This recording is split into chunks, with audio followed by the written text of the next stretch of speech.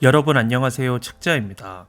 오늘은 흥미진진한 스토리와 놀라운 반전 소설을 쓰는 샤를로테 링크 작가의 책 다른 아이입니다. 프랑크푸르트 안마인에서 태어나 10대 때부터 어머니의 영향으로 글을 쓰기 시작합니다. 인간에 대한 예리하고 깊이 있는 통찰로 긴장의 끈을 놓을 수 없는 이야기들, 영국 북부의 어느 작은 해안가 농장을 배경으로 인간의 이기심과 증오심, 미세한 내면 세계까지 섬세하게 글로 표현한 작품입니다. 출판사 밝은 세상, 페이지 541, 장르 문학 소설입니다. 런던에서 의사로 일하는 레슬리는 어린 시절 친구 그앤 베켓의 약혼식 참석을 위해 고향 스카보로를 찾습니다. 어머니를 대신해 그녀를 키워준 외할머니 피오나 반지가 살고 있습니다. 너무나 무심한 아버지와 살고 있는 그앤. 비가 오는 어느 날 차를 태워주겠다며 다가온 40대 약혼자 데이비는 한눈에 보아도 매력 넘치는 훈남입니다. 누가 보아도 그앤과 데이비는 차이가 너무 나는 커플입니다. 많은 사람들은 그앤의 농장을 목적으로 결혼하려는 것은 아닐까라는 그런 불안감을 갖고 있지만 그녀의 행복을 축하해 주러 참석합니다. 해안가에서 열린 약혼식에서 레슬리의 할머니 피오나는 그녀의 약혼자를 사기꾼으로 질책하며 신랑 데이브와 언쟁으로 약혼식은 파혼으로 몰고 갑니다. 다음날 새벽 할머니 피오나는 머리에 돌이 맞아 살해된 채 발견됩니다. 수사에 착수한 경찰은 몇 달 전 발생한 에이미 미즈 살인사건의 유사성을 찾고 연결고리가 있음을 느끼고 수사에 들어갑니다. 두 사건은 동일범의 소행에 있지 아니면 모방범에 있지 안개가 거칠 기미가 보이지 않습니다. 에이미 밀즈가 베이비시터로 일하는 가장 중요한 이유는 돈 때문이었습니다. 대학 등록금을 스스로 해결해야 하는 처지라 입장을 따질 때가 아니었습니다. 잠든 아이를 돌보는 건 그리 힘든 일이 아니었지만 일을 마치고 어두운 밤길을 혼자 걸어 집으로 돌아가는 일은 너무나 힘이 들었습니다. 무더운 여름날 마치 겨울처럼 어두운 날이었습니다. 오후 내내 쏟아지는 폭우로 거리에는 인적이 끊겨버렸고 집으로 돌아가는 중 다리 끝에 서 있는 낯선 남자를 보게 됩니다. 남자는 마치 무언가를 기다리는 것처럼 보였으며 해안 쪽으로 사라졌습니다. 구름에 가려 희미한 달빛만 길을 비추고 있었으므로 무성한 덤불숲 사이로 에이미는 어둠 속으로 사라져버립니다. 이로 인해 인물의 내면과 본성에 대한 본격적인 범죄 소설이 시작됩니다.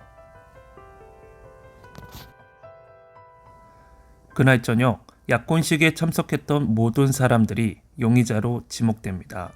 피오나의 죽음으로 그녀 역시 평생 어두운 비밀을 간직하고 있다는 사실이 드러나게 됩니다.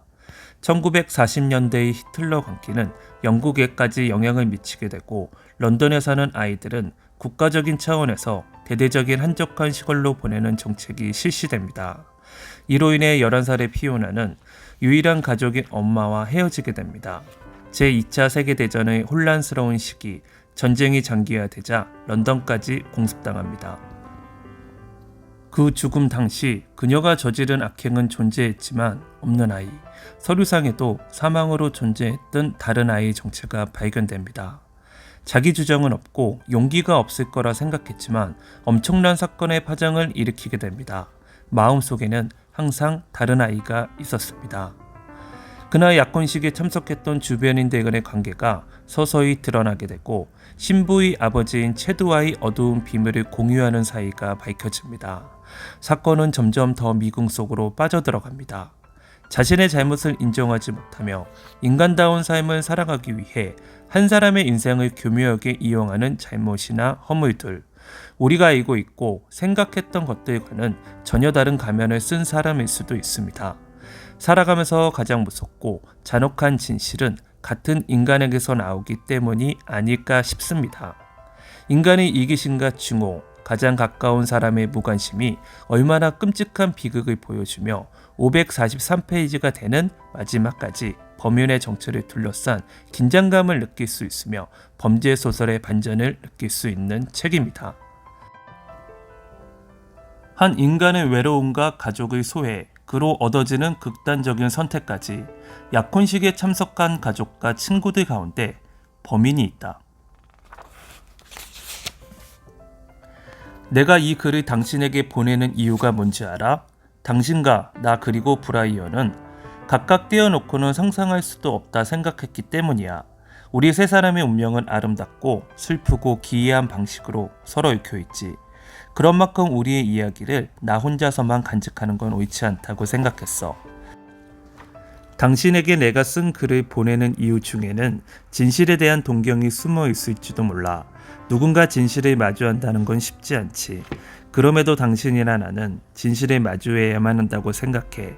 물론 당신에게 이 글을 전부 읽으라고 강요할 수는 없을 거야.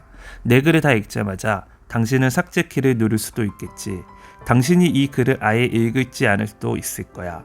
설령 그렇더라도 당신을 원망할 생각은 없어. 다만 나는 지난날 어느 순간에 놓쳐버린 우리의 진실을 당신과 함께 맞이하고 싶었을 뿐이야.